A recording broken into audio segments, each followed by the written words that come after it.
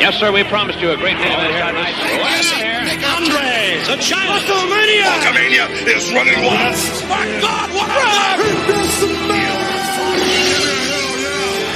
It's not a world is watching.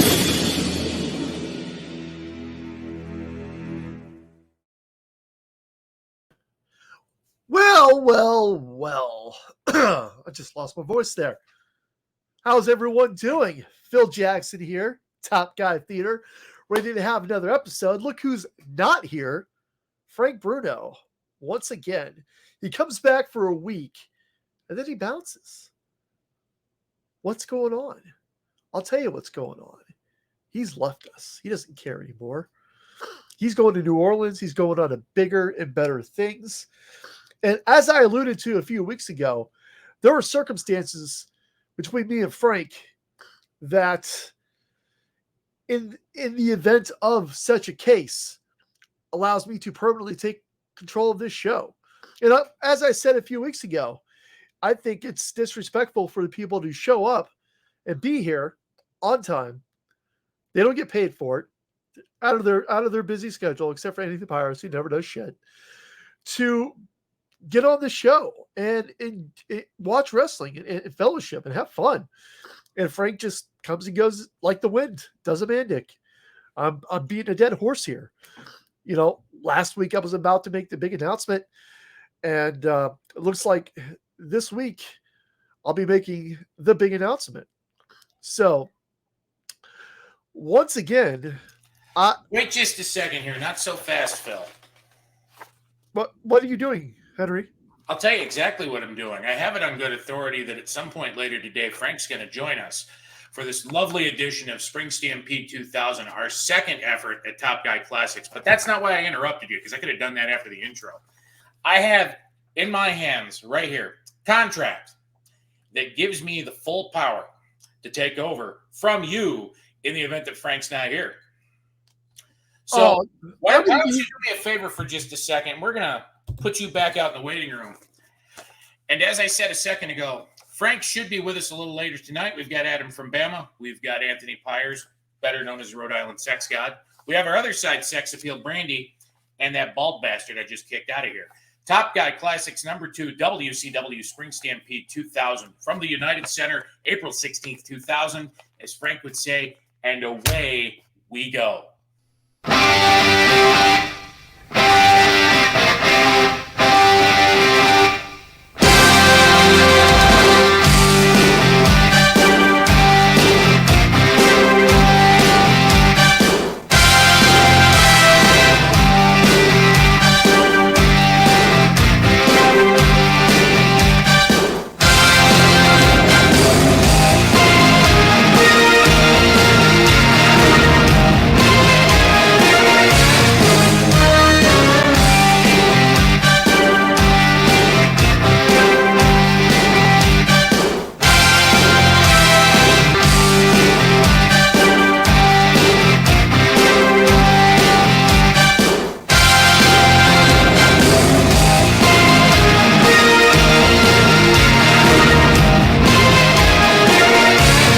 Some Rhode Island sexiness.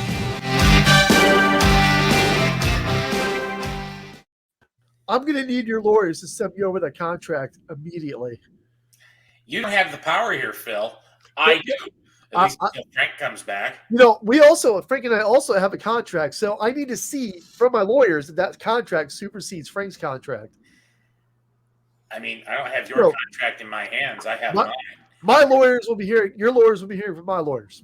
Jesus Christ. You think I'm rich enough that I have lawyers. Oh, well, this will be open. We know a lawyer. I can be a lawyer. Hang on. Ask Devin Downing. I can be a lawyer. I mean, he can be a lawyer, but we actually know like a real lawyer. Michael Ament. He like went to law school and everything. We know two real lawyers. We have an OG Top Guy Theater real lawyer in Matt Levitt. There's a school for lawyers? I forgot Matt's existence. He's almost like a mirage. When I say I went to law school, by the way, it means I drove to Suffolk University Law School and picked up my sister. Yeah, that sounds about right. I mean, I just took a law class, and there was a lot of focus on contract law. So, Henry, why don't you go ahead and flip those contracts over into my email. I'll give you a proper opinion next week. Does Brandy want to slide into her DMs? Did you say you picked up your sister? Are you from Alabama? No, I said my sister, not my wife. Where you're from, that's interchangeable. Where I'm from, it's actually a blood relation. Okay, that's the difference. I don't know how y'all do it. They're relatives. They're relatives there too. You know, I almost don't believe I'm going to say this. I don't know what kind of shit show I just started. So, it's okay, because we're going to follow it up by the shit show of a pay-per-view you picked. Right? Hey, The idea was it to do this over again. We get Norman Smiley and Terry Funk right off the bat. How much better could it get? Ugh. Hello, pretty kitty. Anyway. Yes, Sapphire is here too. I have a cat. So I guess we can say hi to everybody. We'll start with Adam Dos Pods. How are the Dos Pods, Adam? We wide open, man. As we record, we're a couple of days out from me joining Frank in Rhode Island and taking a 22-hour trip to Los Angeles. No, I'm sorry, New Orleans, Louisiana. That's it. I'd like to go to Los Angeles. Two drivers, you can't get from Rhode Island to California in 22 hours. You can, but it'd take 122 hours. But we're going to record some stuff. I think I'm actually going to record Kick Out Crew podcast in the U-Haul truck. That'll be awesome. So that's going to be interesting. So, Mr. Anthony Pyrus, Rhode Island sex god, allegedly the Rhode Island sex god. Not just Rhode Island sex god, but the man who puts the tricks in dominatrix, the sex in sexual deviant. What can I do for you, Mr. Jackson? I just want to know how it is you snuck in the show this evening. Was that a Henry thing? Well, no, it wasn't a Henry thing. It was actually a Frank thing. But I'm a little bit pissed off because while you were doing a little introduction, you said, and I quote, "We're not getting paid for this." Frank Bruno has been dangling large sums of money in front of me for the last year and a half whenever I co-host these events and drive your ratings to places they've never been before, meaning human beings and not bots watching and listening. And I'm not being paid for this. Oh, you've got cranky Anthony Pyrus tonight. And by the way, Brandy, where's Sapphire? She is right here. Let me My see. baby is joining us from her throne. She just went to the vet and got the all clear, clean bill of health. Brandy, you have the next pussy I've ever seen. Thank you. That's what all the top guys tell me. So Brandy, when is it exactly you're going to be working for Sean Ross Sapp on Fightful? I have to hear back, but I did send him an email. Oh, you actually did? Good. I did. Because I saw that pop up. I'm like, oh, I know the perfect person to apply for that. And Sean Ross Sapp is my absolute favorite wrestling reporter. Whatever you put, a journalist, reporter, news guy. Second behind. His name isn't Dave Meltzer, so I like him. Okay, that's all there is. It was so sweet because besides you, Phil, I had about 4 other people tag me or send that tweet to me to apply, and that just made my little heart grow 3 sizes. That's a step up. I mean, Sean Ross Sapp is legit, and like I swear, every day he gets a little bit better and a little bit more popular than the day before. And the dude clearly has reliable, actual sources, because he breaks releases before WWE breaks releases or anybody else breaks releases. So he knows people, and he doesn't. He just gives it like it is. Henry, I'm going to let you speak for a second here. I have to step away for just a moment. Can I put Sean Ross Sapp over because I actually got a cameo from him? And no kidding, I mean, as soon as I paid the money for it, I swear, 15 minutes later, I got my cameo. I mean, within 15 minutes, he got it. I got it right back. It's so amazing. You paid for a cameo for yourself? No, for Sean. No, for the Kick Out Crew. Oh, okay. Sorry, I thought. Okay. No, I bought 2 cameos for the Kick Out Crew. One was Gilbert, which I absolutely loved Gilbert. But Sean Ross Sapp, no kidding. I mean, as soon as I hit confirm and pay, whatever, within 15 minutes, I already had my cameo, and he just put us over to the moon. So I have nothing but good words to say about Sean Ross Sapp. Excellent, because paying for a cameo for yourself is like renting a prostitute and then dragging her. But it's not prostitution if you give them the money inside of a birthday card. I did find that out. Then it's a Or if gift. you have a film Exactly. You're paying them for a gift. So I think, I don't know about all of you, but I think we're ready to get started. I think we're going to track the opening for Spring Stampede 2000 and then jump into the greatest WCW match of all time, Mr. Norman Smiley versus Mr. Terry Funk, which starts right with kicking out a bathroom door, which is the best way to start a match. Tonight we take Well, you. I mean, that's how Adam would be starting his next match, considering that's just where he came from. How did that go? Who went over? We can't hear you, Adam. You're on mute, my darling. Are you saying Adam was conceived in a glory hole? That's the point. Everything was great. That wouldn't surprise Well, it me. is Alabama, so it could have been a glory hole inside the honky tonk where his parents / cousins just I met. mean, it does remind me of that one time in Jacksonville when me.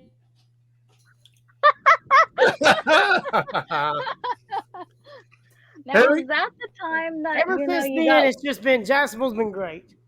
Henry, what you got? or You were was about to that say the something? time that you and I went into the closet? That'll never get old. I gotta ask, how did you break out of that pretzel knot, Brandy? I am extremely flexible. That's duly noted. And I think Baldy over there had a point. I think it's time for us to move on to the main event of the evening, WCW Spring Stampede 2000, season number 5 of Spring Stampede, episode number 1 on Peacock. Don't call that the main event. Please don't. Now, the main event of the evening is going to be in about an hour, hopefully, when Frank shows up. Hey. But we're starting tonight at all zeros. This is our second effort at a Top Guy Classics. Hopefully, this one goes just as well, if not better, than the 2000 Royal Rumble. Phil, Frank, damn it. I'm giving up. Is everybody ready to go? Pretty sure. Go ahead, yeah. I'll All find right. it eventually. In 3, 2, 1. Wait a second. Play. I hate you.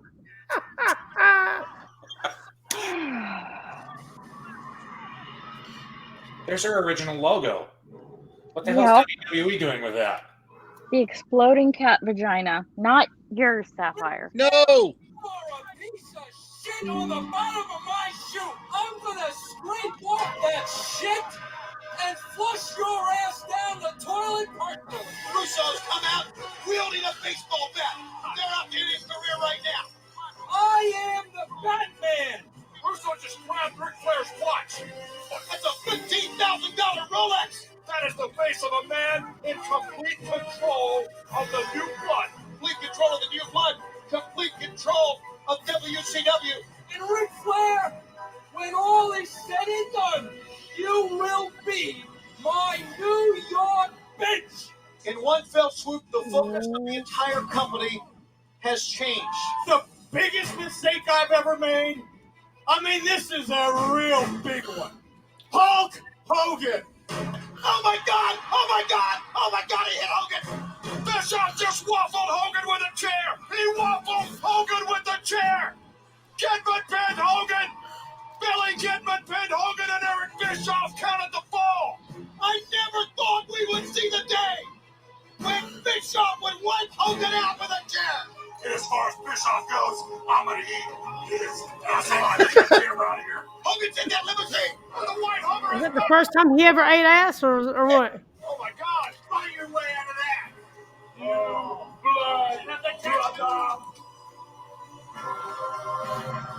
So number one, what the fuck was Hulk Hogan doing wearing New Balances? This is 2000. What are we gonna do?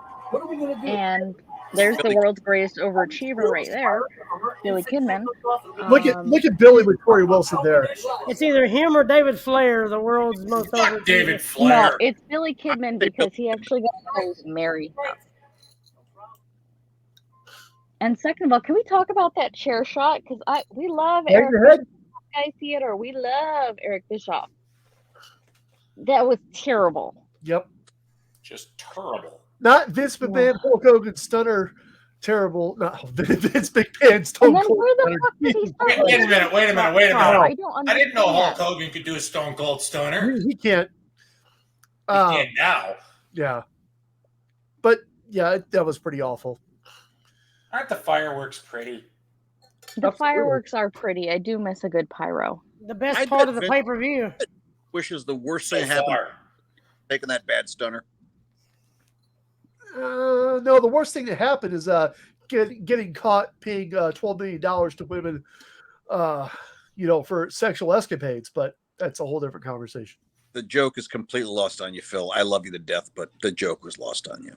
Yes, it just went. Before we explain the joke to him in agonizing detail, Yes, please do. let's move ahead to our opening contest of the night. We're going to skip a lot of crap. Thank this God. Night, Oh, we're finished already? Yay! Oh, I love you too, Adam. Now shut up and let me talk. Okay. On this night, the WCW World Heavyweight, World Tag Team, and the United States Heavyweight titles will be decided in tournaments. There are 2 other title matches on this night as well, and we begin with the opening championship match on the card. For the hardcore title, never thought I'd see that in a WCW pay-per-view, we go to 1 hour, 13 minutes, and 35 seconds, where we should see the lovely face of Terry Taylor in the backstage area, and possibly Hulk Hogan getting carted off by the Chicago Police Department. I don't exactly remember, so I wasn't paying a whole lot of attention at that point when I started. So it was 1 hour, 13 minutes, and what was the second? 35. 35.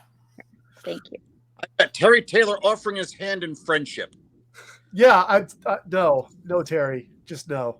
Nobody. No, we hate Terry. Oh my Go God. away. We don't know where that hand has been. Oh my word. Up Dave Meltzer's ass. Or at least on the payphone telling him what happened. Now, anybody who was not born before 2000, a payphone is what we had before cell phones. You put money in and you could make a call.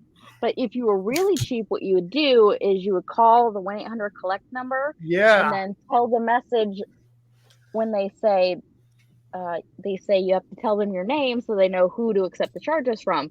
Whereas you just say what it is you're calling for, and then that's the end of the call. And if I I remember give it my name on the correctly, machine. didn't 1-800-COLLECT sponsor a few of these WCW pay-per-views? Yeah. They did. Yeah. Yes, I they mean, did. 1-800-COLLECT sponsored WrestleMania 19, which was in 2003 in Seattle. big I deal. was there.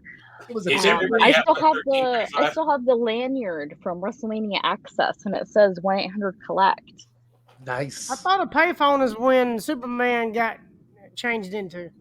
That's a it. real Yeah, truth. that is also what payphones are for. Okay, gotcha. Okay. If it's bigger on the inside, then it becomes a TARDIS. And that's a police box. It has to be a blue box. If it's the red box, that's just a regular phone. But a blue box is the police box, and it only calls the police.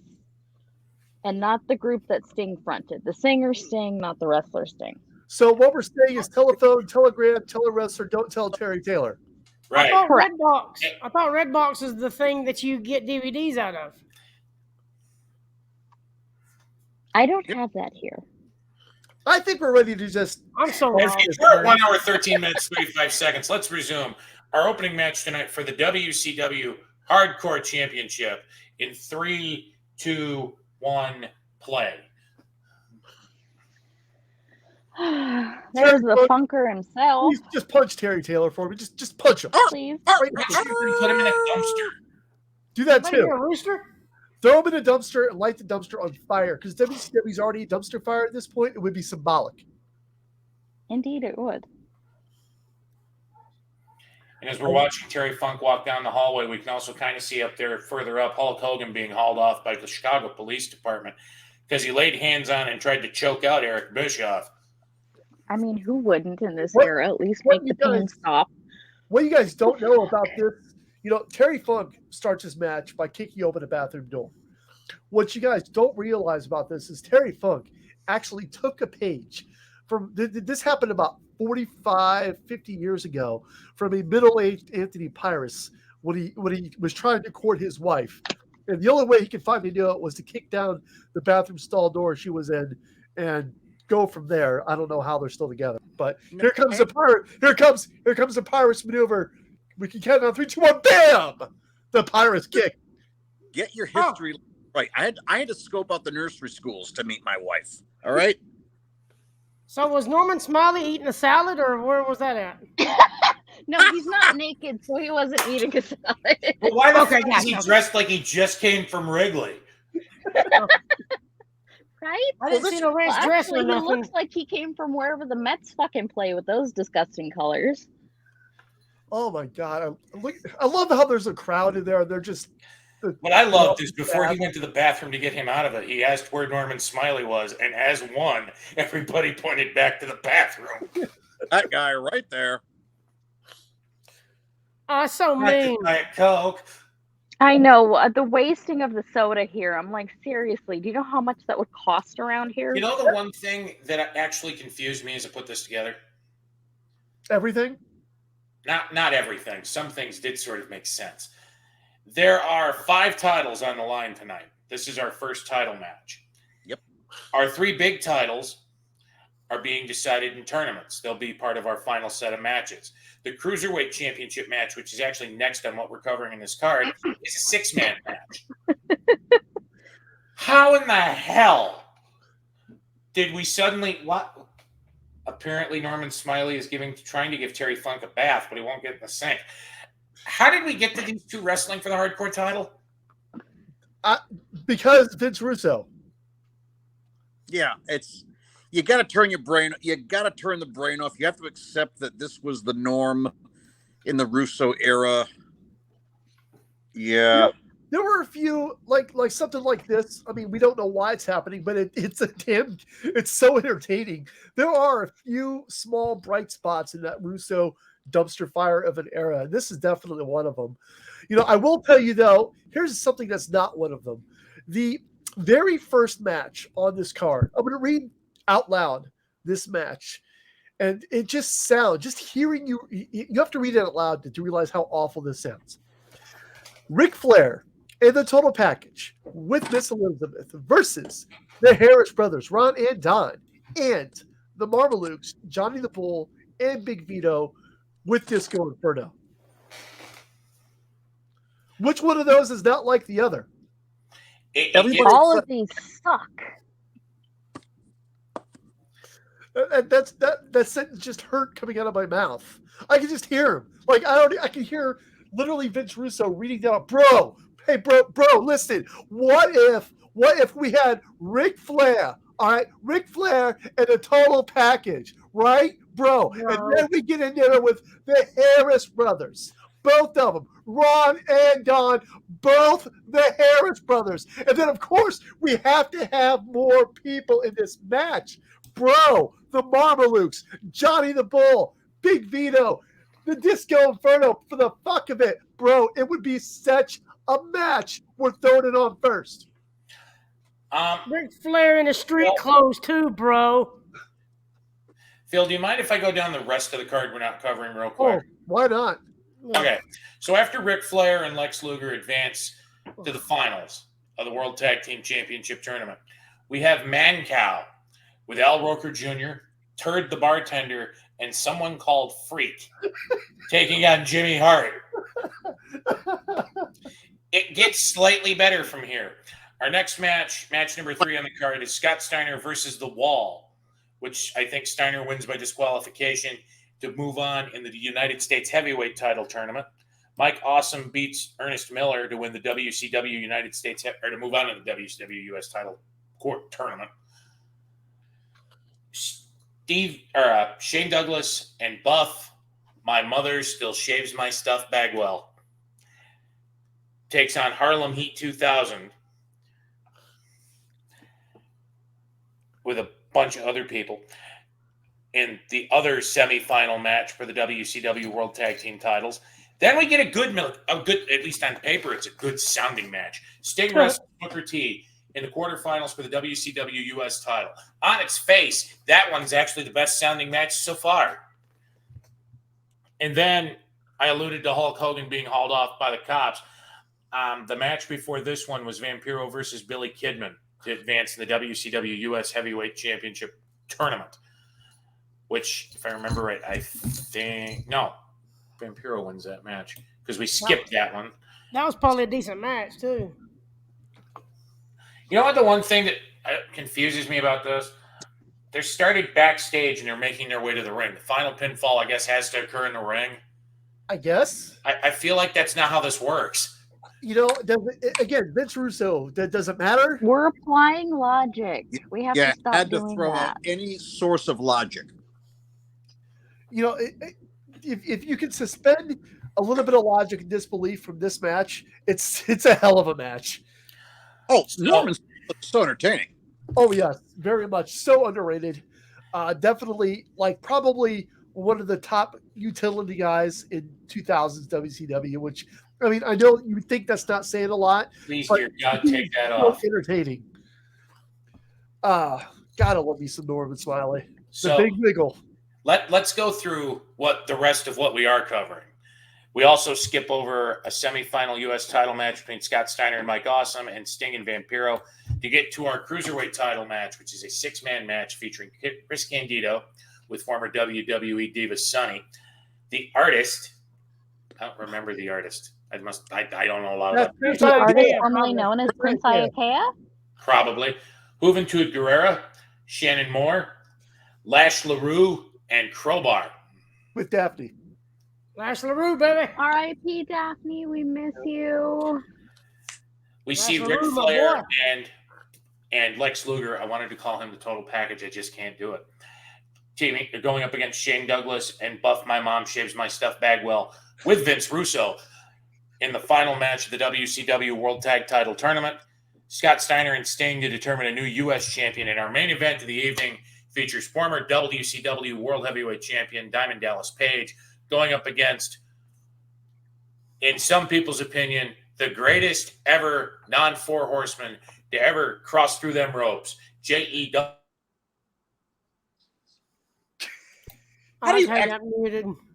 Fucker, I'm the host. I have a contract. Don't do that again. Wait, no, technical error. It wasn't me. The chosen one. The Listen, greatest of the let 4 Russo- horsemen. You know what the best part about this is? We are only about a week and a half away from David Arquette winning the world title. Oh God. Why did you remind me of that? That still wasn't the worst match in WCW history. No, it wasn't. Hell That- no. That still goes Hogan Warrior. No, that doesn't. You have something worse.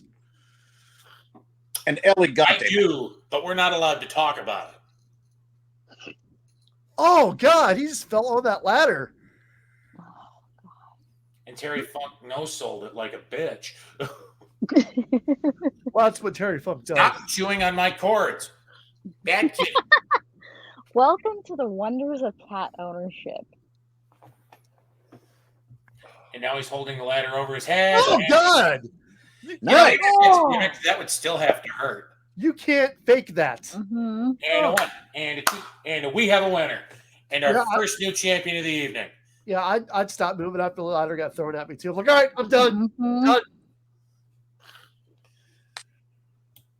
And apropos that he wins the hardcore championship, that's definitely deserved for Terry Funk. Off my keyboard. Is this where we go to the main event? That was the main event. And that's our show for this week. Good night, everybody. I think that match the main event anywhere in the world. Anybody seen the ad for a free mouse pad? Yes, I wonder if we send something to this P.O. box in Opelika, Florida, if we'll get something. Deadline for requests is June 16th, 2000. Anyway, let's move on now to the meat of our card. We go to 1 hour, 39 minutes, 30 seconds. We should see a bunch of people in the ring. The start of the WCW Cruiserweight title match. We got What's 3 count in the middle of the ring. What's the count? 39 and 1 30. hour, 39 minutes, and 30 seconds. Go away, Mean Gene.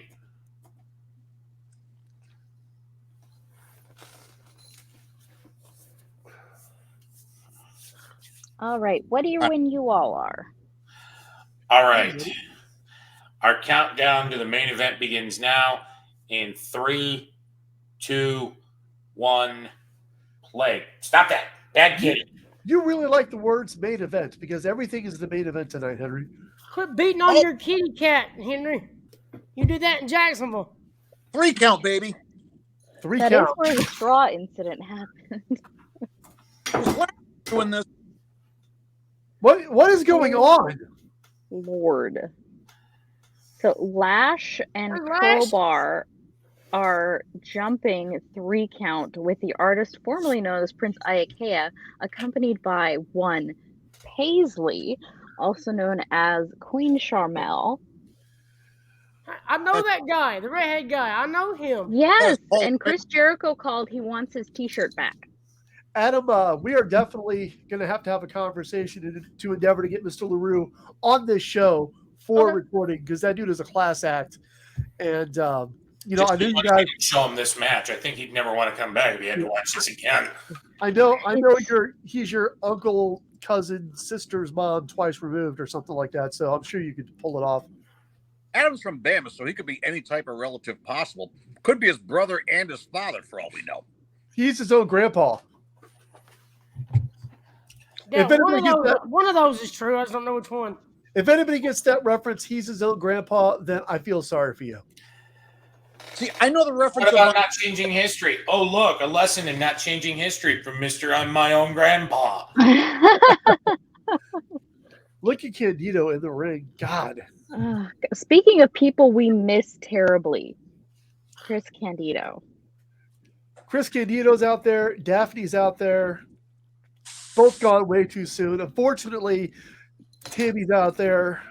Not gone soon enough. No, I'm sorry. I could. Stop that. Dead cat. I don't wish harm on anybody, but if Tammy had run into a telephone pole as opposed to the guy she killed, I'd be okay with that.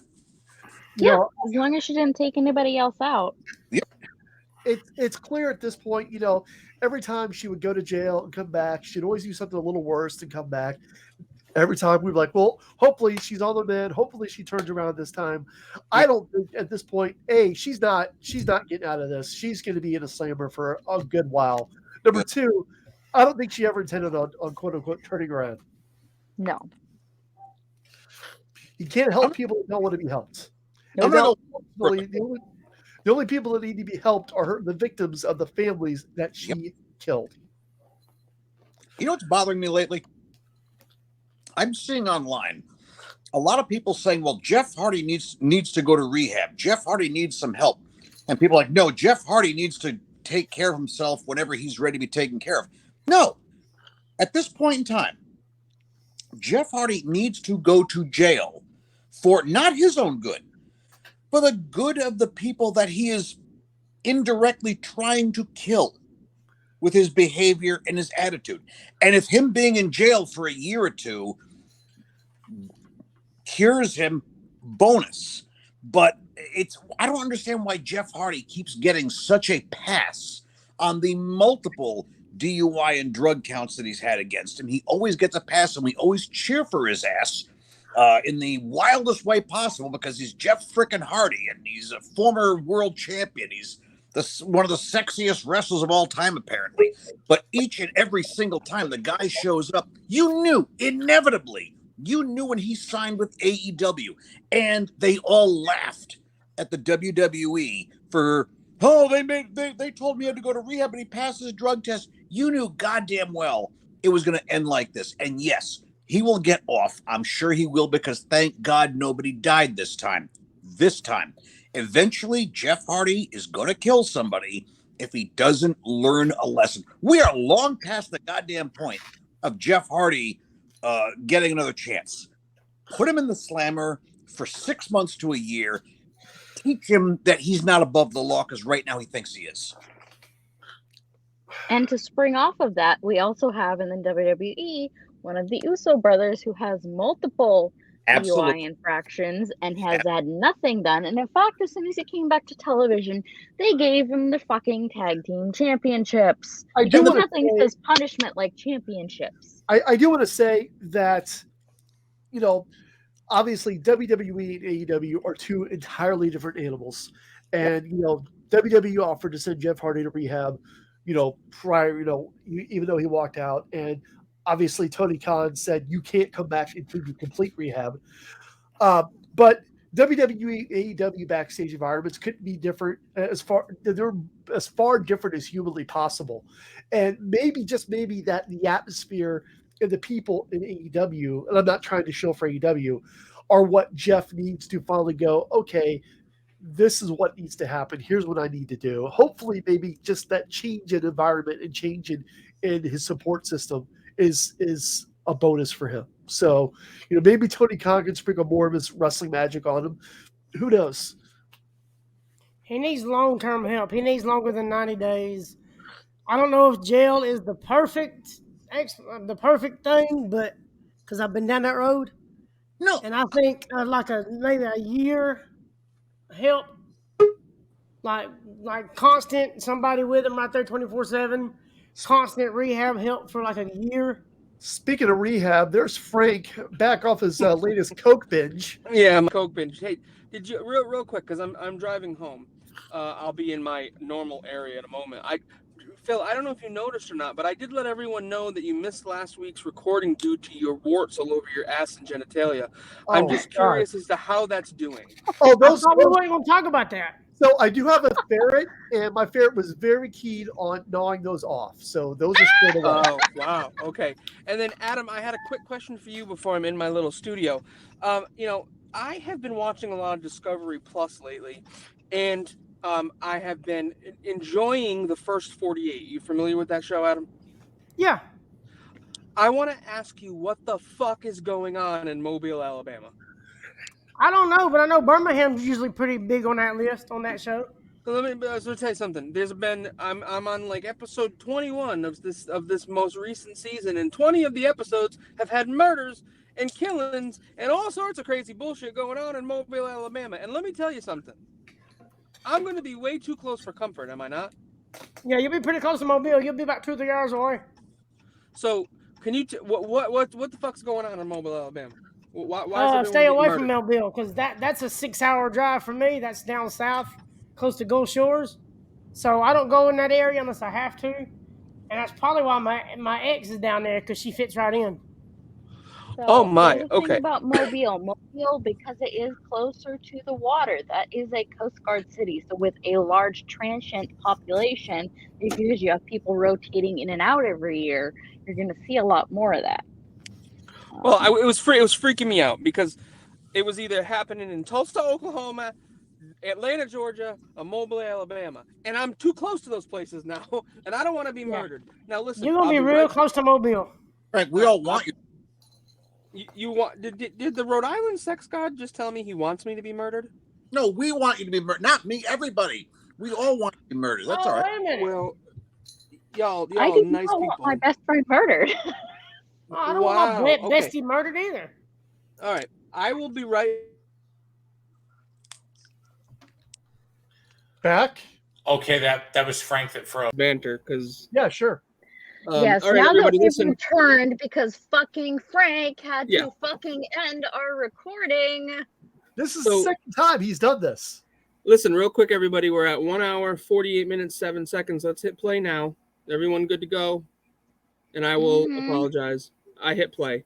All right. So You can apologize, and you know where the apologizing room is, mister. Up my the ass. most room, what? I'm You confused. can apologize. You know what the apologizing room is. Gorgeous Elizabeth was back in those days. Oh, God. Any Roll day. Tide. What is she not? Well, I would assume like the day after she died at the funeral, she probably Jesus Christ. What did you say? Where's Bama? she was probably He's cold. on his way.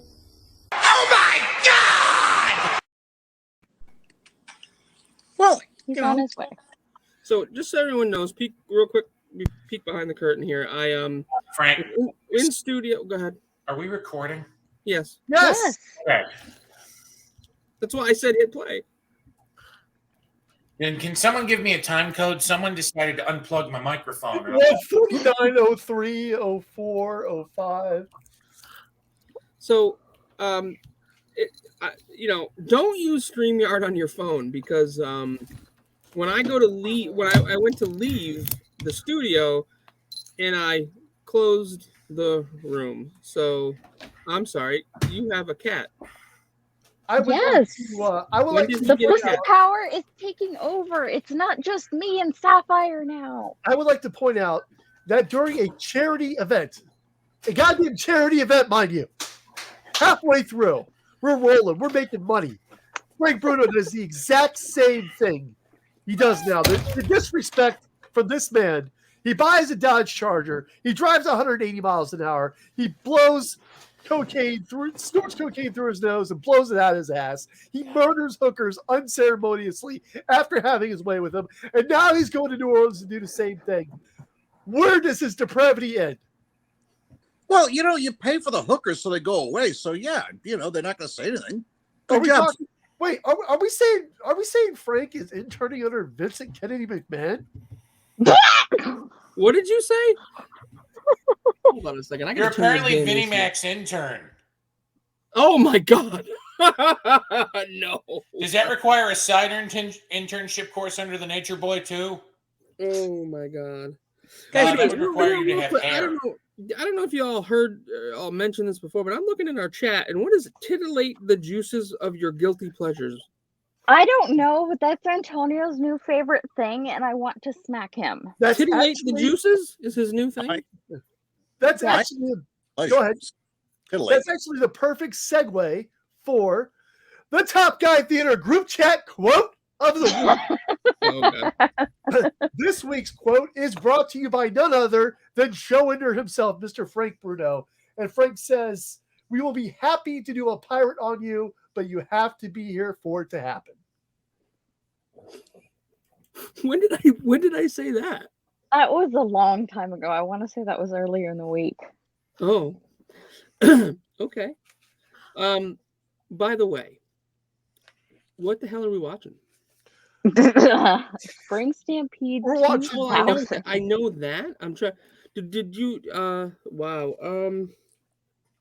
Good Lord.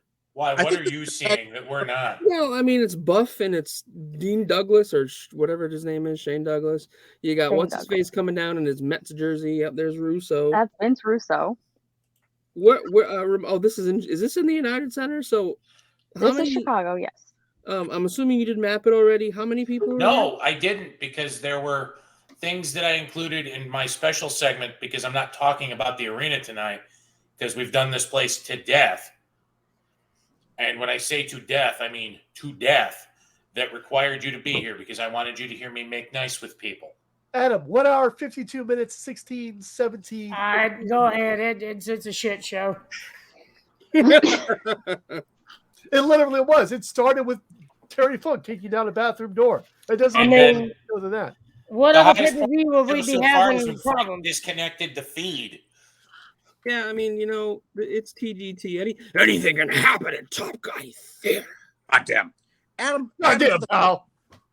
Who the hell promoted Nick Patrick to the referee of the Ric Flair match after he fucked up the Norman Smiling match?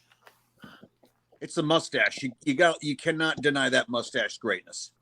It's the porn stash, and if you don't know what I'm talking about, you guys need to go watch Top Gun Maverick and see what Miles Teller has on his face as Bradley Bradshaw, because the porn stash is apparently alive and well. Or if you don't want to give money to Tom Cruise and the Church of Scientology, stay right here on Peacock. Look up World Championship Wrestling circa 1987 in the WWE section of Peacock, and you can see Tony Schiavone sport the exact same thing. Hey, go straight, guys. Go straight to source. Go to whatever internet browser you've got. Look up Johnny Quad starring John Holmes. That's a porn stash. Yeah, see, the last time I looked up John Holmes, I saw his cock. I don't want to have to explain to people again.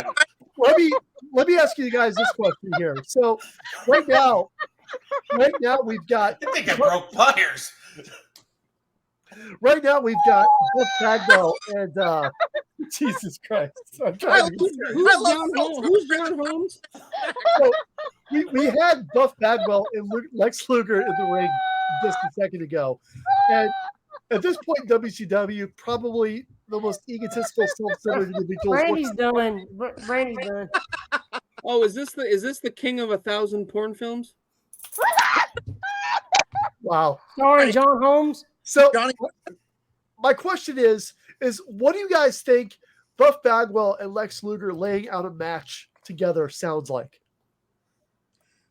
Are we talking about like post Is Lex drugs or Luger in the room planning the drugs? match with Buff? Right now, while his mom- WCW 2000, Lex Luger and Buff Bagwell. Probably Okay, I got it. Hold on. Question. Yeah. While they're planning the match, are they in the shower? And is Buff Bagwell's mother shaving Buff Bagwell's coin purse while Lex Luger's trying to lay out the match?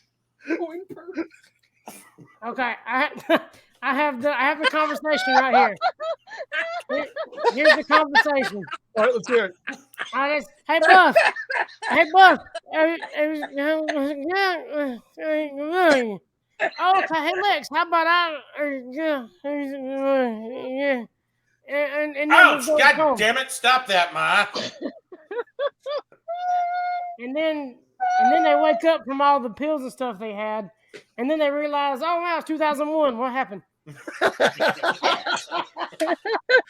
Spring Stampede 2001.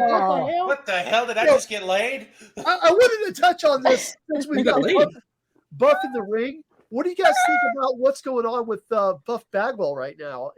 Oh God! So the big debate. Okay, so let me, as the chief journalist among us, let me recap for those of you who don't know what's going on. It was revealed that Buff Bagwell, who had found some, a little bit of infamy, a little positive PR on Twitter, it turns out that Buff was not the one running his Twitter account. Now, that's not a problem. Lots of people use, you employ people to do that for you, go through a company, whatever. But apparently this person, Michael Long, is an associate of one Teddy Hart, who is of dubious reputation on his own, but is also a convicted sex offender and is on your local sex offender registry website. So, yeah, he had taken on or agreed to be part of Buff's team to run his social media to sort of shine up his own image and get over a bit by saying all the right things. That's exactly what he did. There was also some merchandise that was ordered directly through Michael, or people who thought they were dealing with Buff, that was never produced or, sent to the people. There was an artist that worked with Michael to do artwork for the t-shirts, and he got paid nothing for his work. Buff put out a video apologizing. He claims he had no knowledge of Michael's past. He claims that he had no knowledge of the merchandising thing that went awry. He claims he did not receive the money. He did reach out to the person on Twitter, the artist in question who did artwork for the t-shirts that are available on Pro Wrestling Tees. And apparently they are talking, and that is going to be made right. So here's my thing. I know a lot of people have, people that run their Twitters because they're very busy. So people will run them for PR stuff, but then again, they'll also hop on their own Twitters and do stuff. It's just a thing. But people were suspicious basically since day one that someone else was running his Twitter after when he did his rehab thing, and he started doing stuff with Diamond Dallas Page and trying to turn into Leaf, because his comments, his commentary, his opinions, his values, everything did a complete 180. It wasn't just a little bit different or I'm going to be nicer. It's like anti-Buff Bagwell comments. And a lot of people think he's a little bit more of a shitty human being for that, because he's not really being genuine. What do you guys think? Well, I met Buff personally, but it was back after he broke his neck and was bad into the painkillers, and he wasn't a nice person then. All he wanted was money and pain pills. That's all he talked about, was how he broke his neck, and he wasn't a genuine person then. So my interaction with him wasn't the best. It's good to see that he's doing better now. I'm proud that he is. But I wish I could meet the Buff now instead of the Buff back then. Sean Waltman was on Twitter, and right after it happened, he said, "I didn't believe him for a second." So Sean was suspicious of the whole Buff account.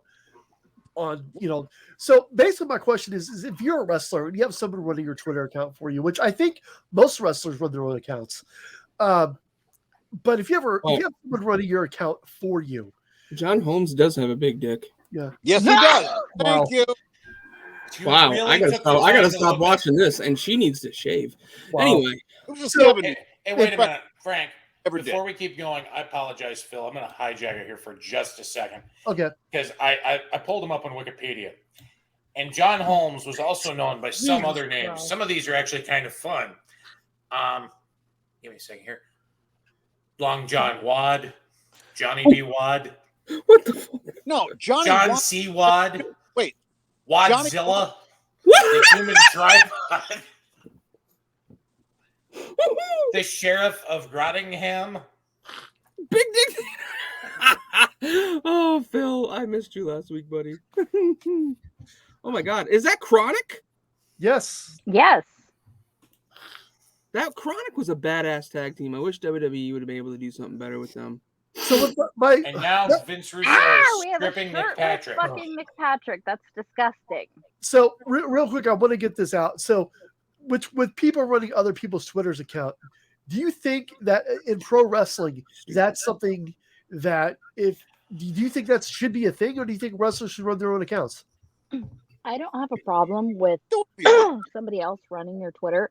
You should notate that, if it's the wrestler who's tweeting something, like sign it saying, so, okay, this is the person this is the wrestler. And then, the tweets can be whoever's running it at that point in time. The problem I have is I watched his video and it was very self-centered, Like usual. very about Buff Bagwell. Very about how he feels and how this affects him and how grateful he is for all the support. And he hopes that support will continue in the future. Whereas he's not really addressing the major questions because the account was coming out with very pro LGBTQ, pro women's rights, Exactly. a lot of very progressive things that may or may not be Buff Bagwell's actual views and opinions. And the way he addressed it was kind of just skirting it, saying, I love everybody exactly as they are, which that's the biggest lie next to I have read these terms and conditions, because everybody's got some sort of bias, Oh, Brandy, that was whether beautiful. it's conscious or unconscious. So I want to believe that Buff is going to make some of this right. I don't think he's going to be the Buff that this Twitter account led us to believe that he's going to be. And that's what I don't like. I don't like, I guess maybe we'll call them shadow users or ghost users. It's just like people have a ghostwriter for a book, a ghost user on a Twitter account. So If that becomes a thing, I'm claiming it right now. I coined that phrase. So I don't like ghost users. Let's take Rhea Ripley. The last couple of days, for example, Shotzi Blackheart, people got all over her about her Twitter account. She shut her Twitter account off. Rhea Ripley immediately came to her defense. Unwarranted abuse she Yeah. took. Absolutely. And then, just not even that long prior to that, people were body shaming her, because she's a buff lady. I mean, but she's not like Scott Steiner, who we're seeing come in the ring buff. I mean, but she's very, very well put together. And people were shaming her for it, and she shut him down. And that's why I think it's like, if you're going to have a Twitter, you need to have your own personal direct opinions on that, because that's what it's for. It's not for your person doing your stuff to have a voice. It's for you to have a voice. Now, I can understand like the president of the United States or a CEO of a mega corporation, something like that. I can see someone doing tweets for that person that are of that person's mindset or along that person's lines. But as an individual, whether you're a wrestler or reflecting yourself in real life, I don't get it. real quick, I think Sting should have fixed his makes. It's driving me nuts. Yes. Also, something I wanted to address, and we addressed this on the last show, but I was just going back to Rhea. I was really disgusted by the one gentleman that tweeted that Rhea Ripley should be abused, and these are the reasons why I cannot be on social media as much as anymore, because these keyboard warriors, it's like us, like we show our faces, but like nobody can get to us, so we could talk a mad shit if we wanted to. And we're not like that. We're positive human beings with positive thinkings in the world. But I don't understand how some people can just sit behind their little keyboards and spew the hate they spew and bully. I mean, God bless Rhea Ripley for she retweeted that, and let me tell you that the hate that guy got probably led to him shutting his Twitter down because that was disgusting.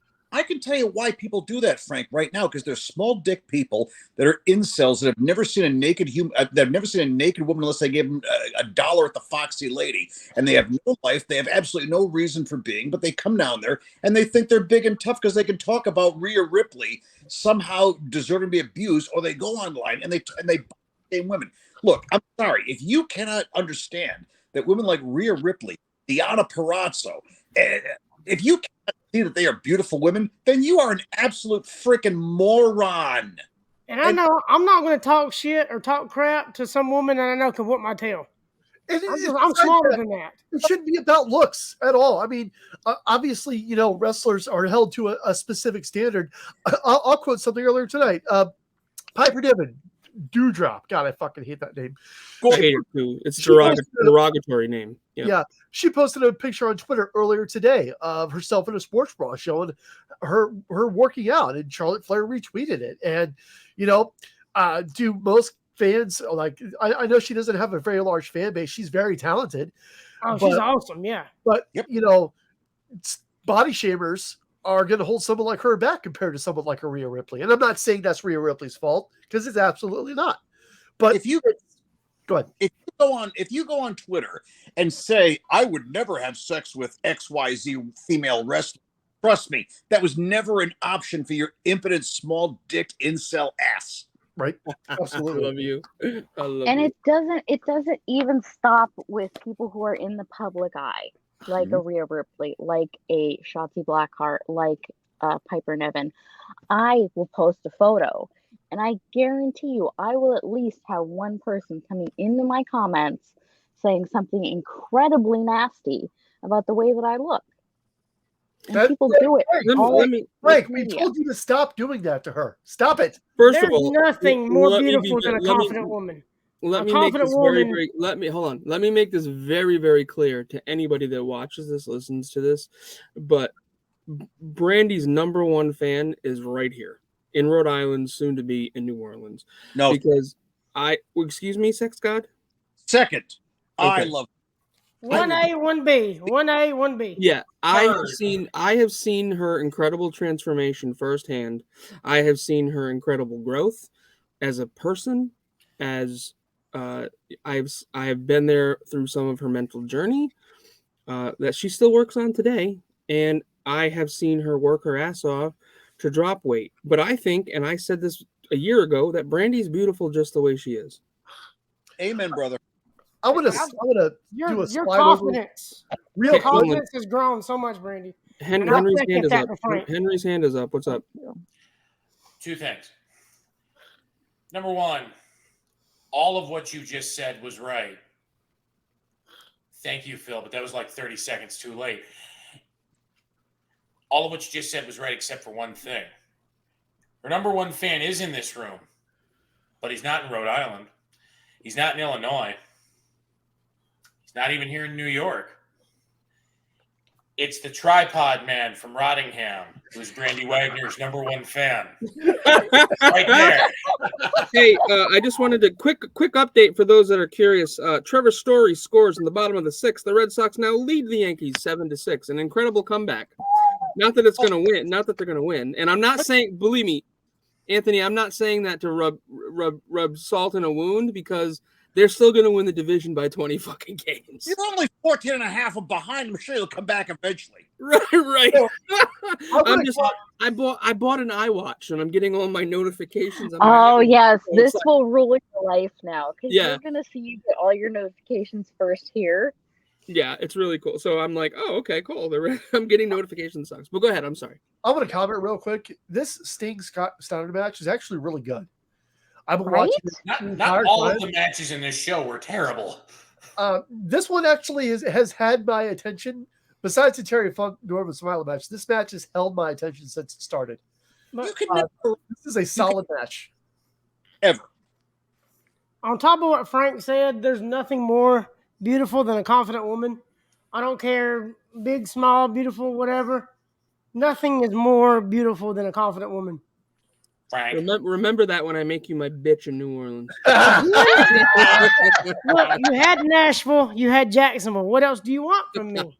He wants He apparently wants you to ride him all the way out to California because you thought you were going to Los I'm gonna Angeles go. an hour ago. What is the guy's name? Jack Holmes. I'm gonna go Jack Holmes on your ass. He requires John Holmes. John Holmes. I forgot already. Adam, Frank requires handies the entire trip down there. Okay. Well, he can't give me a handy while he's driving. Oh, yes, he can. Frank has a pretty strong grip. I don't know if y'all know that or not, but Frank's got a hell of a grip. Someone that has been a recipient. Yeah, I have a strong grip on a burrito. That's what are you time outing, Henry? What are you someone that has been a recipient of a handy while somebody else What is is driving. this shit? It is fully possible. Here's the thing. So Vampiro just comes up through the ring and pulls Sting down. Now is this a result of Sting defeating him earlier in the evening?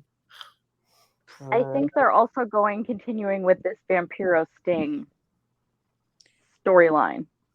I mean, why are we still closing up on this fucking open hole in the ring?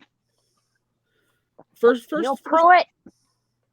They're just. I mean, when you're ripping off the Undertaker, I don't understand. At least do it right, or at least do it well.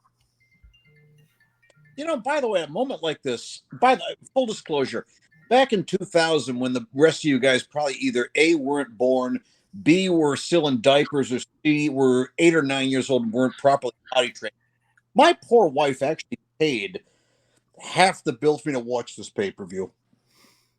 So I can't believe she actually endured this. Yes, Shannon is a saint. If you don't know who Shannon is the lovely, wonderful other half of the Rhode Island strawberry jelly. The better half. Okay. She is the real Rhode Island sex god. Oh, I tell her that all the time. Hey, Frank. Well, we are running out of show. We have one match left. In government accounting, which means God. all the best women work. I think that means Henry is ready to map it. Are you ready, Henry? I've been ready for 15 minutes, but I couldn't get a word in edgewise because y'all don't stop talking. Well, here we go. Mapping time. Yo ho ho! Hey! Blow me down! Na na na na na. 332 T-Hawk, USS T-Hawk. This is NAVCOM State Dr. Roger, over.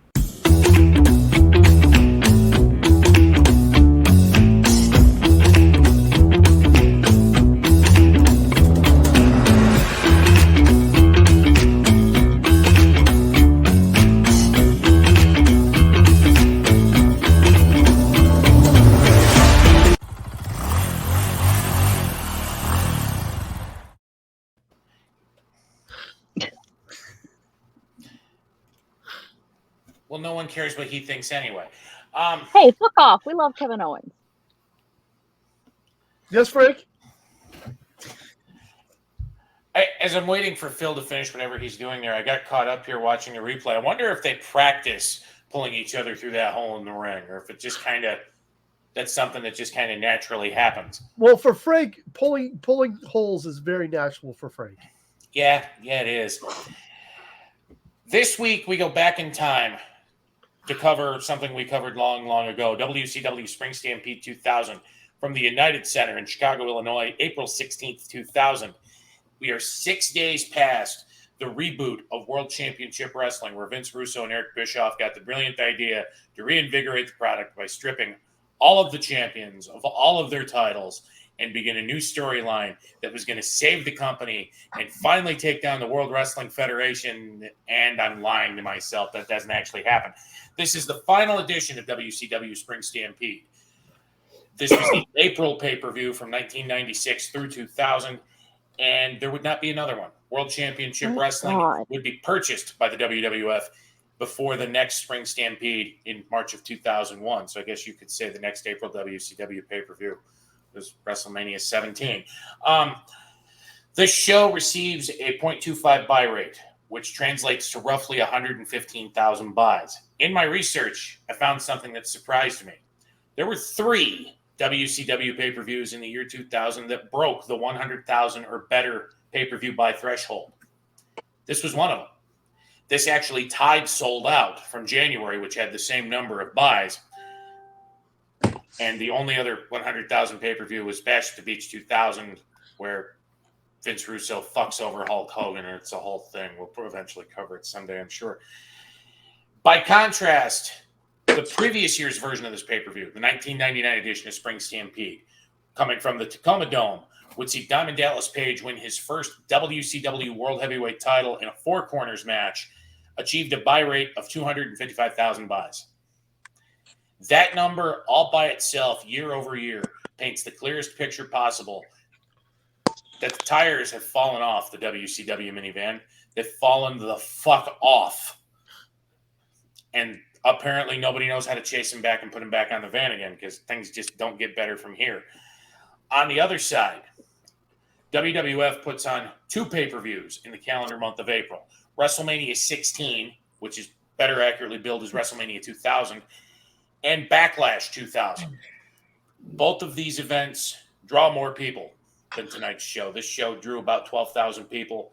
WrestleMania 16 drew 19,000 and change to the Arrowhead Pond in Anaheim, and Backlash 2000 drew about 20,000 people to the MCI Center, which was probably better remembered at the time as a home of WCW Starrcade pay-per-view. Both pay-per-views combined in the month of April for WWE achieved more than 1.4 million buys. Separately, WrestleMania 16 achieved 824,000 buys. From beginning to end of month, Backlash went down to 650,000, but both of those numbers completely blow WCW Spring Stampede 2000 completely out of the water. There are 5 title matches on this card tonight. We have already covered 4. We've also had Frank kill our connection, so we've actually had to start over the show, sort of. Yeah, we should. We should really do that, Phil. One of the titles that gets vacated on the April 10th edition of Monday Nitro isn't up for grabs tonight. It was quietly retired. The WCW World Television title, which began its lineage back in 1974 as the Mid-Atlantic Television Championship, which would eventually make its way through the NWA and into WCW, was quietly retired that night in Denver. The final recognized champion was Jim Duggan, who on February 19th, 2000, on an episode of WCW Saturday Night, found the World Television title in a trash can and proceeded to hold it until they rebooted WCW 2 months later. The final champion to win that belt in a match, believe it or not, was Scott Hall, who won it at Mayhem 1999, but would abandon the title 8 days later, where it would fall into disrepair. The lineage of this belt is currently owned by WWE, though its spiritual successor is the current NWA World Television Championship. That the NWA that exists now under the ownership of Billy Corgan alludes to this belt all the time, but cannot use its lineage because it was a WCW property and it is now owned by WWE. Now, normally when I do these segments, I would talk about the arena that we're in. I would talk about the city that we're in. But I've talked Chicago to death in other shows, which are available in our archives. I believe I've also talked to the United Center to death in other shows that are available in our archives. You should go give them a listen. I believe that they're all great. So I decided tonight that I wanted to take just a moment and chronicle someone of importance from the city of Chicago. And I'm going to ask Phil and Frank to both pretend for a minute like they haven't read my notes. And try to guess who this person is, because I think everybody will be pleasantly surprised. I haven't read your notes, so... Well, then well did you want to I have them open, but when you said that, I did not scroll down. The only notes I got were, "Hey, this pay-per-view sucks." I won't guess because I read the notes, so I know. So my guess is biased. City of Chicago, Walter Payton. But I know who it is because I was asked to do some research on William Refrigerator Perry. No. CM Punk. Thinking players, I would move off the field. CM Punk. Dick Butkus. You care to take a guess, Rhode Island sex god? What's the question? I picked a person from Chicago sports history to chronicle.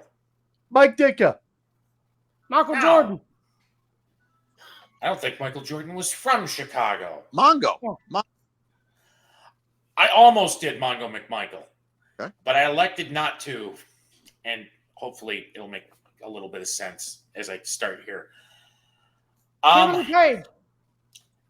There are 3 people in the history of professional football who are members of both the Pro Football Hall of Fame in Canton, Ohio, and the Canadian Football Hall of Fame, wherever the hell that is up in Canada. And Rhode Island sex god thinks he's figured it out. Who am I talking about? One is Bronco Nagurski. I know that. Yes. Would another be Angela Mosca? Okay. Both of those. I had to look it up because I didn't know myself. The first is former Minnesota Vikings head coach Bud Grant, who was also at one time the head coach of the CFL's Winnipeg Blue Bombers. The second is former Tennessee Titans quarterback Warren Moon. Oh, shit. Which is why I saved this for when Frank was here. I don't know who he played for in Canada, but Warren Moon was one of the other 2 people that was elected to the Canadian Football Hall of Fame and the Pro Football Hall of Fame. I didn't know that. The third is a recent inductee and someone who I hold near and dear to my heart. Give me just a second here. And I will start from where I actually typed this up. It's not trying to wrap it up because we're starting the main event. It's not Nagurski. Okay. On August the 3rd, 1925, a man by the name of Marv Levy was born in the south side of Chicago, Illinois. In a career that spanned... Sorry. The fuck are you laughing at? Anthony. Go ahead. What did I miss? Henry, I want you to keep going. You didn't miss anything. Then why were you laughing at me, goddammit? I wasn't laughing at you. I was laughing at the Rhode Island sex god. Oh, why? Did he make faces? He made faces, yes. Okay. In the course of a more than 50-year career in professional football at all levels of the game, after honorably serving the U.S. Army Air Force during World War II, he began a career which would start at the St. Louis County Day School, which I believe is somewhere in Missouri. I didn't actually look that up. He also spent time in coaching positions at Division III school Coe College, the College of William and Mary, which is notable because it is the alma mater of current Pittsburgh Steelers head coach Mike Tomlin and current Buffalo Bills head coach Sean McDermott. He was also the head coach of the college teams from the Universities of New Mexico and the University of California, Berkeley, and was a position coach with the Philadelphia Eagles, Los Angeles Rams pre-1995, and the Washington football team. Calling them their other name would be very racist, and I absolutely refuse to call them the Washington Commanders. Daniel Snyder, you can suck my chode. Sell your fucking team. You're a piece of shit dirtbag. Henry, please say suck my chode more often on the show. He begins his head coaching career in Montreal, Canada, where he spent 5 years with the Montreal Alouettes of the Canadian Football League, taking them to the playoffs 3 times and winning the Canadian equivalent of the Super Bowl and the Lombardi Trophy, the Grey Cup, twice.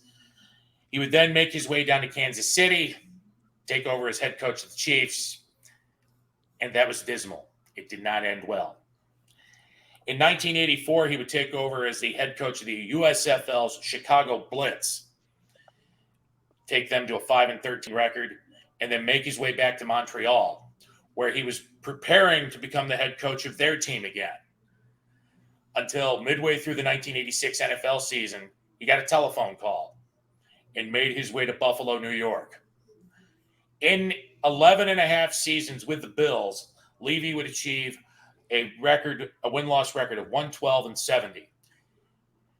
Levy is best known for being one of only 2 head coaches in the NFL history to have a winning record against Hall of Fame head coach and Miami Dolphins legend Don Shula.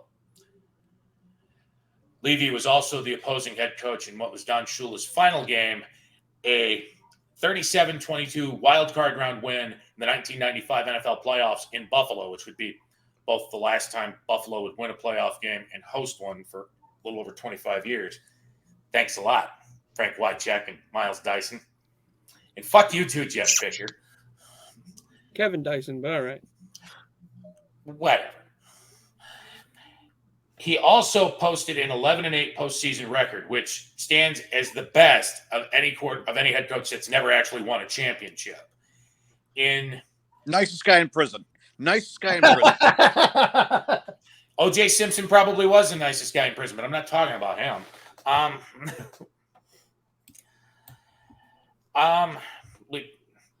I'm surprised somebody didn't beat me to the joke already about how he was the head coach of a team that went to the Super Bowl 4 straight times and lost. It's also worth noting that Bud Grant, as head coach of the Minnesota Vikings, was the first head coach to take a team to 4 of them at all. Marv Levy just screwed up big by taking them all together, back to back, and not being able to win. But between all 3 leagues, Levy would compile a head coaching record by the time he finally retired in 1997 of 197, 154, and 4. I don't know that those numbers are right. I had to check them against 3 sources. My math is kind of rusty. In 2001, he was inducted to the Pro Football Hall of Fame, where he joined former players Jim Kelly, Thurman Thomas, Andre Reed, the late Lamar Hunt, the founder of the AFL and owner of the Kansas City Chiefs until he died in 2005, and team founder Ralph Wilson of the Buffalo Bills. Several years after he was inducted, actually about 20, Levy became the 3rd person to be inducted into the Canadian Football Hall of Fame, who was also an inductee of the Pro Football Hall of Fame. He was inducted in 2021. He was accepted into the league, into the hall, but he was only inducted earlier this year, which was why I felt it kind of poignant to talk about it now, especially since we were in Chicago. Levy also made the effort at Super Bowl 54 to recognize a group of outstanding Americans who served their country during World War II to mark the 75th anniversary of the end of the war. One of them, I actually had to look it up because I couldn't remember what his name was a Tuskegee Airman by the name of, give me a second here. God damn it, it's here somewhere. Charlie McGee, who was one of the last surviving Tuskegee Airmen when he passed away earlier this year at the age of 102. When he retired from the Air Force, he was a bird colonel.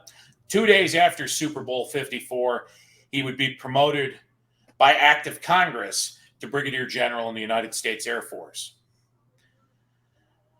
I said all of that and got kind of long-winded, and I apologize. Maybe I should just kind of stick to talking about places. But I felt it poignant to talk about Levy for 2 reasons. One, I think it's an accolade in and of itself to be elected to the Pro Football Hall of Fame in Canton, Ohio. It is an even bigger accolade to be part of more than one Hall of Fame. Marv Levy will eventually, probably sooner rather than later, because he'll turn 97 in a few weeks, make his way up to the big skybox up there, take a nice seat next to Lamar Hunt and Ralph Wilson. I hope, if he's still alive when the day comes, when Buffalo actually wins the Super Bowl, well, Henry, you opened yourself up for that. That the Bills do the same thing that they did for that the Eagles did for a secretary of theirs that got fired unceremoniously by Andy Reid after being with the team for almost 40 years, and give him the ring and the accolades that he so richly deserved. I didn't think I'd finish that with a saying from Gorilla Monsoon, but I guess it kind of works. And with that, let's go back to the main event. That's my mapping. So you made a very poignant point about a poignant point? A poignant point, yeah. About being accepted into the Pro Football Hall of Fame. So I want to tell the Pro Football Hall of Fame now that you cannot keep denying Steve McNair and Eddie George. They deserve to be there too. Who? Oh, agreed. I've actually been watching. I've been on a football kick recently. I've been watching a lot of documentaries and top 10 lists and histories, and it's very interesting the structure that they have for how you can get nominated and like what the time windows are. It's very interesting, but it's very difficult to get into the Pro Football Hall of Fame. There are less than 300 members of the Pro Football Hall of Fame, and the NFL is over 100 years old.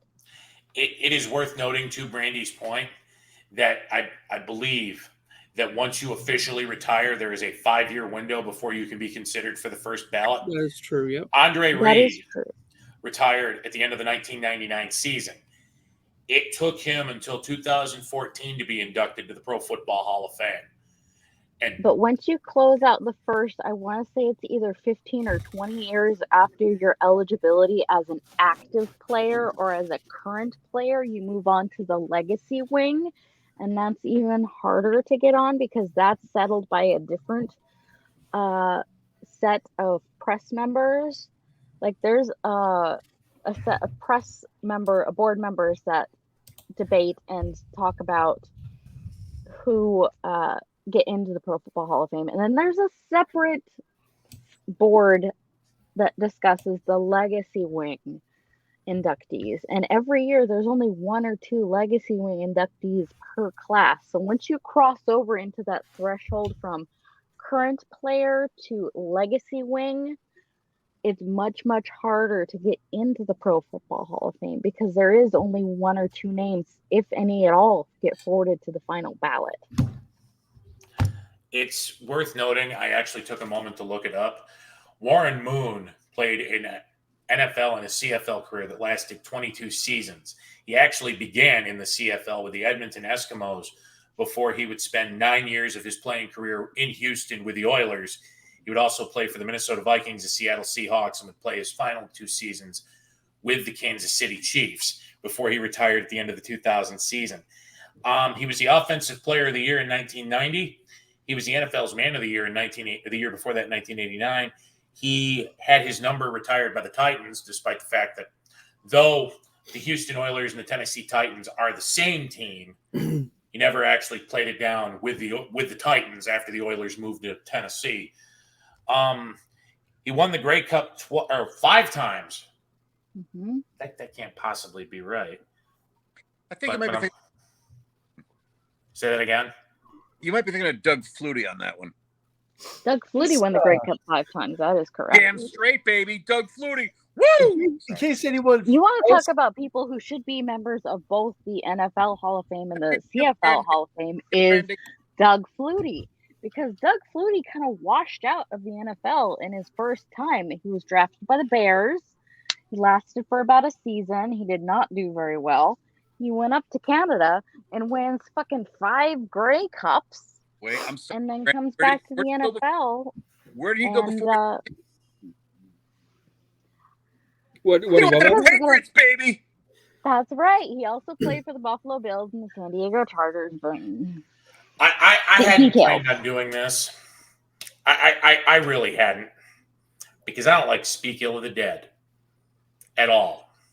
Uh-oh. But Ralph Wilson, wherever the hell you are now, fuck you for making Wade Phillips play Rob Johnson.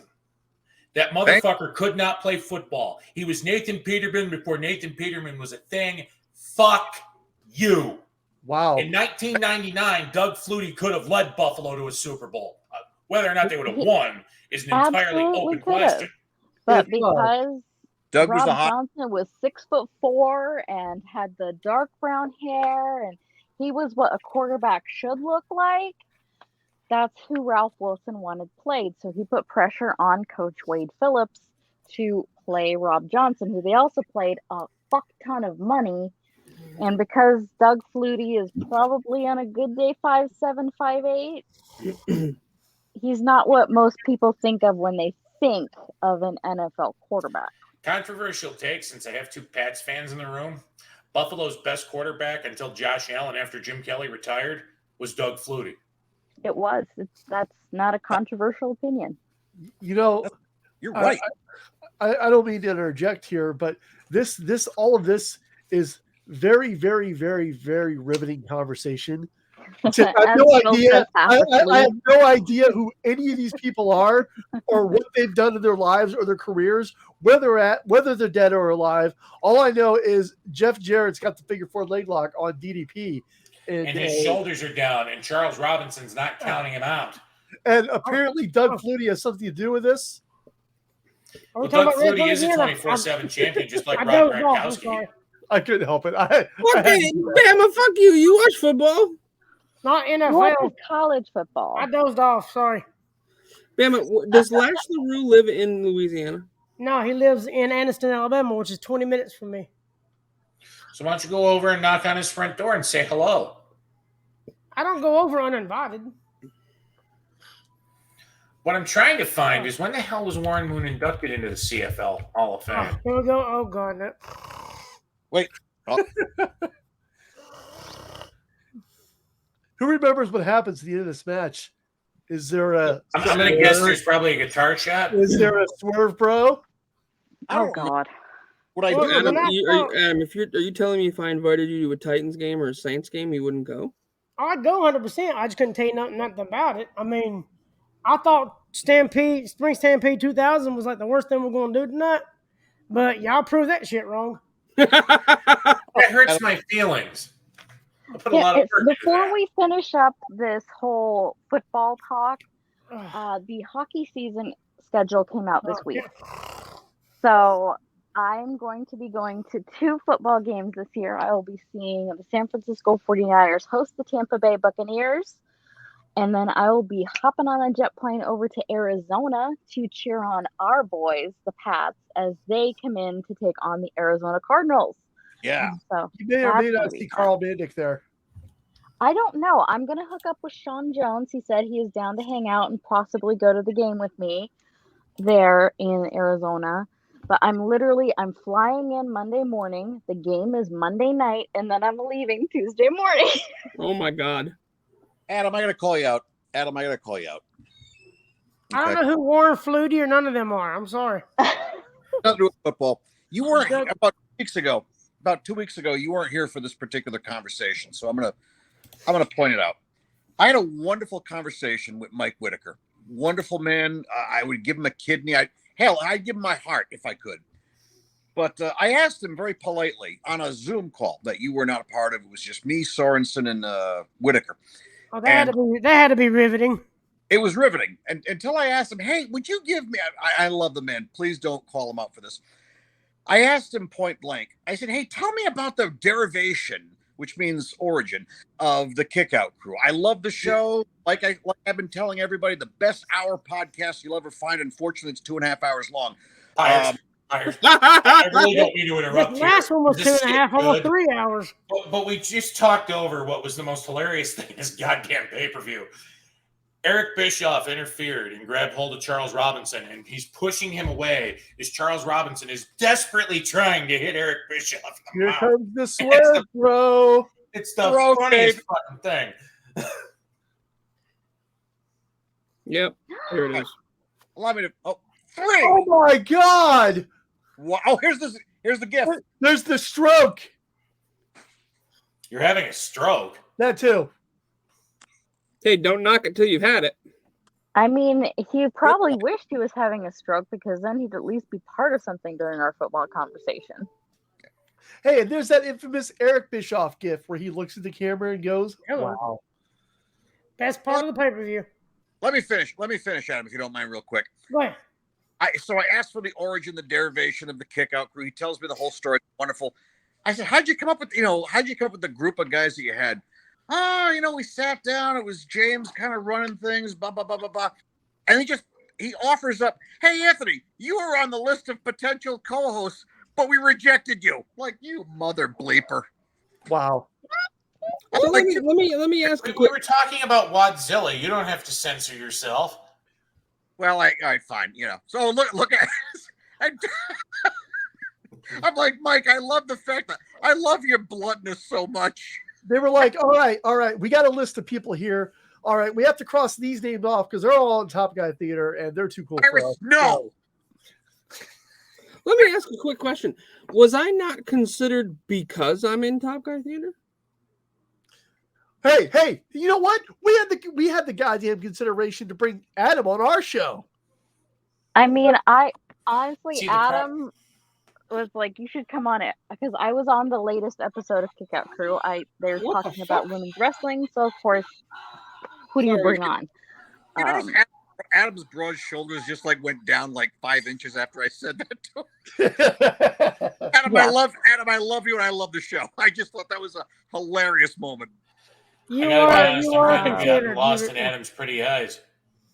I know, aren't they gorgeous?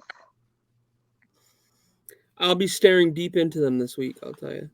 Just don't do it while you're driving, dear. My eyes are up here, Frank, not down there. What'd you say? Sex God, what'd you say? When is Adam coming up to Rhode Island? Adam will be flying into TF Green late Wednesday evening. How late? Midnight. Oh, God, forget it. I just got confirmation. What do you mean confirm? Oh, I just sent everything to you, right? Read the chat. Oh, yes. That's going to be fun. Be sure to ask him what he wants to watch. We'll watch whatever it is he wants. Yep. And I'll try not to bore him to death like I did everybody else tonight. I mean, I'm reading the chat, but what am I not? What am I missing? Wrong chat. Who we just lost? Oh, Anthony. The chat right here in StreamYard, whatever it's called. StreamYard, my man. I am recapping. 1 second. The very bottom. Oh, okay. Hey, I just found something that I just thought of something that Marv Levy is better than Bill Belichick is at. Losing Super Bowls? Yeah, exactly. Like I haven't heard that joke 10,000 times.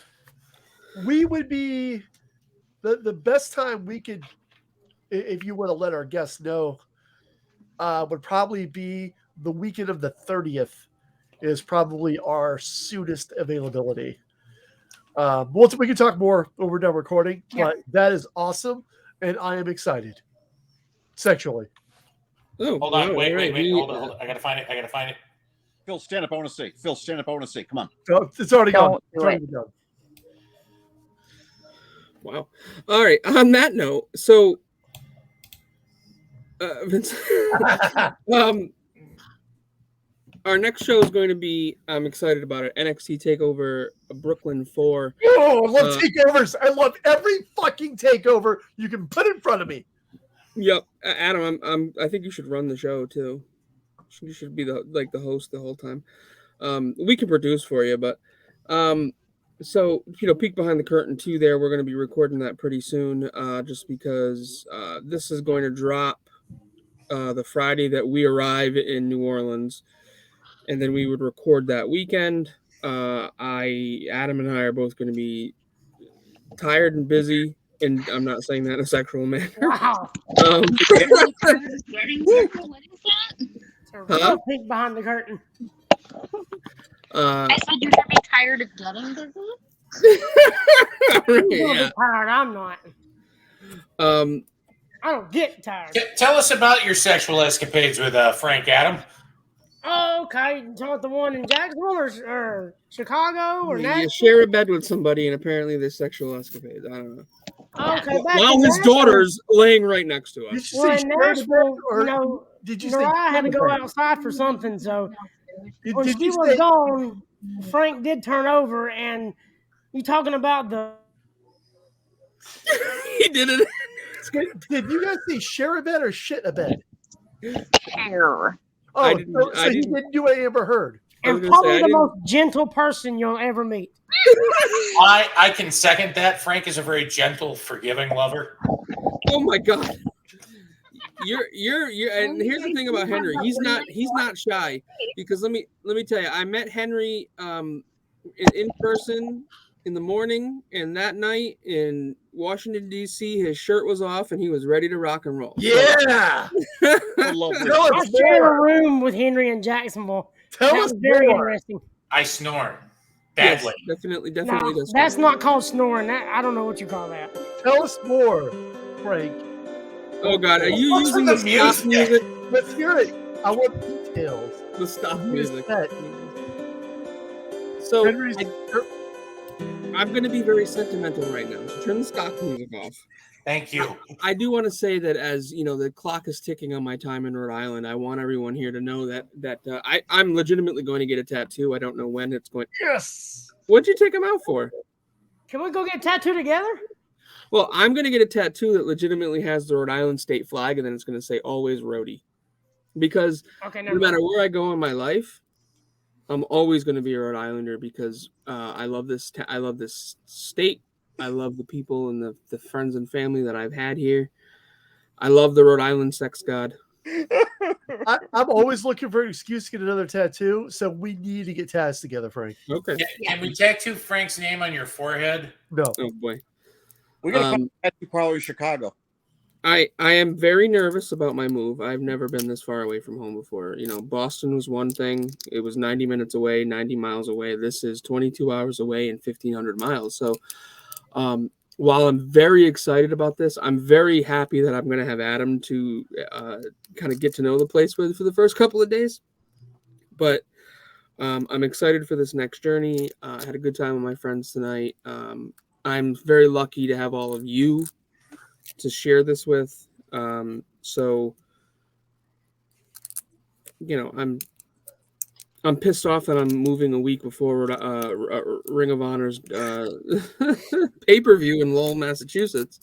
But you may all see me front row on October 14th at SmackDown from the Smoothie King Center in New Orleans, Louisiana. Wow.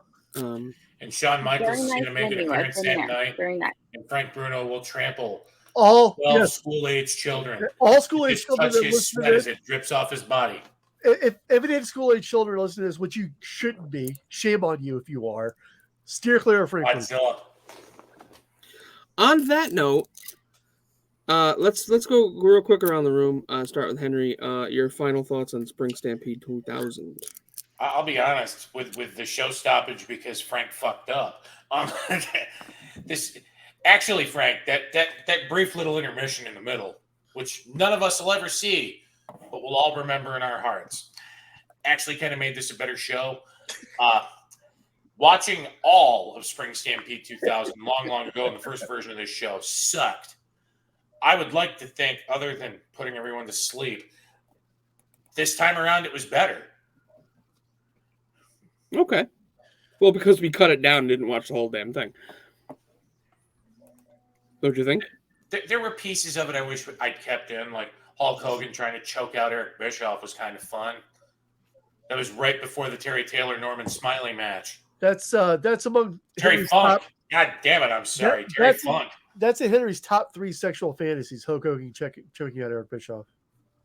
Why would that be in one of my sexual fantasies? All right, we got to stop with that because we can go a long time with that. Gotta keep going because if we're gonna get into sexual fantasies, we're gonna be here for. We'll save that for its own special show. It's hard to talk about sexual fantasies when the people are in the room with us. Oh my God. Phil Jackson, your thoughts on Spring Stampede? Well, I can obviously, take Frank out. It's 2000s WCW. It's Vince Russo era. Russo. We're getting swerves, bro. The one thing that everyone liked about Vince Russo in WCW 2000s is that everyone got something. Everyone had a part to play in the show. The bad thing about WCW in the 2000s is everyone got something. Everyone had a part to play in the show. Coffin and roller skates, it's downhill from this point. There were a few bright spots in this pay-per-view. Obviously, I fucking dug Norman Smiley, Terry Funk. Sporadic matches like that, I think should happen more often in wrestling. Sting Scott Steiner was actually pretty good until the fuckery of an end. And the main event was actually pretty good as well. So, I mean, all in all, it was a shitty pay-per-view, but it had a few okay moments. I'm glad as a child that I didn't pay for this pay-per-view to watch it. I got it for free like I did every pay-per-view in high school because I just got lucky. Well, fuck you, I paid for it. Rhode Island Sex God, your thoughts on this? As you said, you paid for it as well. I paid for it, and boy, did I pay for it, especially after it's God help you. Terrible. I try to look back on things with rose-colored glasses, but I can't. This was a bookmark of a terrible era. It was the beginning. It was the true middle of the end. The company could not have gone out of business fast enough as far as I was concerned. It was horrible. The whole storylines, the matches bell to bell were fine. I don't crap on the guys that actually wrestled, but there was just nothing to WCW anymore. Agreed. Tripod Man from Rottingham. His exact words were actually when he was previewing the show earlier today is this show sucks. So your thoughts on it now? I also said, who picked this shit? Sorry. But then he said Henry. I was like, well, Henry's bigger than me, so I can't say nothing about it. So Good pick, Henry. You're 1,000 miles away. What makes you think I'm going to get in my car and drive down to Alabama to beat you up? You'll remember it, Chicago. Point in fact, Frank was the one that said yes. Oh, you left that part out. Oh, of course I did. Well, read the chat, bro. Brandy, your thoughts? Bro, me. This was definitely better than the first time we watched it, since we didn't have to watch all of it. And we talked over the best matches, which were, of course, the Scott Steiner and Sting match, except for that whole little thing with Vampiro, and the Jeff Jarrett DDP match. If you have nothing to do, and you kind of want to go back and see what was not terrible about WCW in 2000, if you got 10 minutes to spare. And what do you think? I think Sapphire is like, I need to go to sleep. This show sucks. I like how they were pushing Billy Kidman. That's about the only thing I like. I liked how in the hardcore I was a title huge match, Billy Kidman there was fan. no actual interference from Russo or Bischoff. My finishing moves come from Billy Kidman when I wrestled. By the way, wasn't this about 3 days after the whole Taz Mike Awesome match in ECW? I don't think we were quite there yet, because obviously we know Mike Awesome came to WCW and became the Fat Chick Thriller in 0 seconds. Yeah, that 70s guy. Yep. And that 70s guy. I will bet you a cool George Washington that whole Taz Mike Awesome thing went down the week before this place. If you give me a minute, I can look it up and tell you.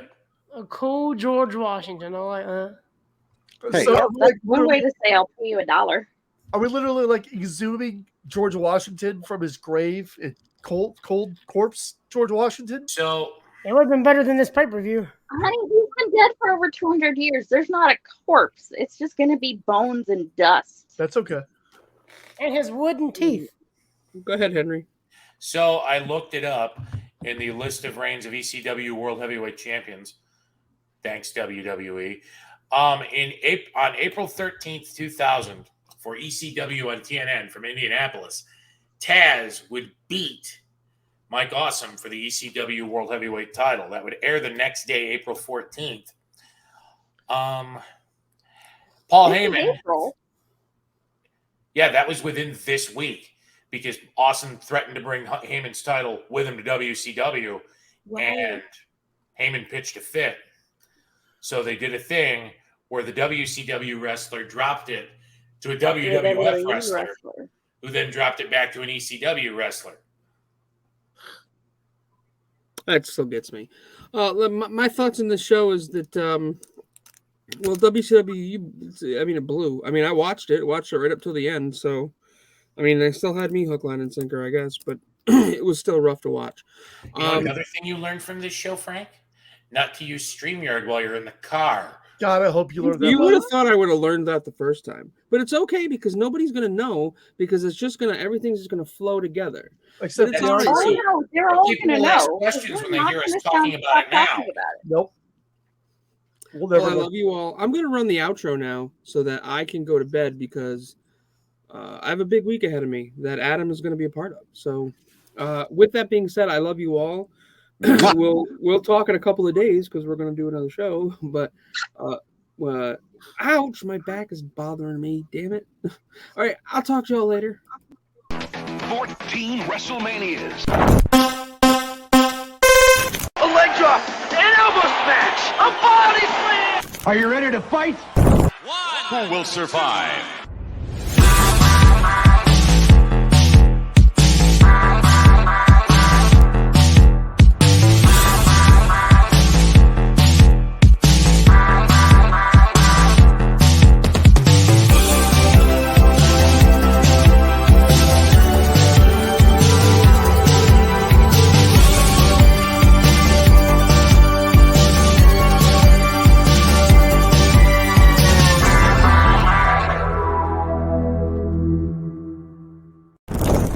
Top guys.